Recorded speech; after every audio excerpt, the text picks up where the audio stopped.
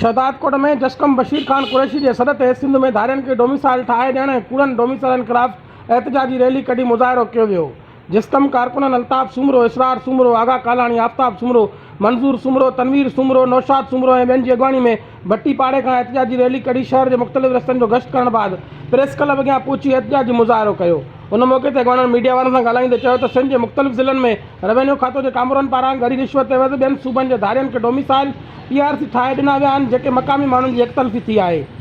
हिननि सिंध सरकार ते डोमिसाइलनि जी इंक्वायरी कमेटी का मुतालबो कंदे चयो त धारियनि खे ठाहे ॾिनल डोमिसाइल रद्द करे सिंध के माण्हुनि में पखिड़ियल बेचैनी ख़त्म कई वञे। हिननि जो वधीक चवणो त कमेटी खे घुर्जे त सिंध के मुख़्तलिफ़ ज़िलनि जीअं ज़िले कंबर शहदादकोट में भी डोमिसाइलनि जी जांच पड़ताल करे धारियनि जा ठाहियल डोमिसाइल रद्द कया वञनि। नामंजूर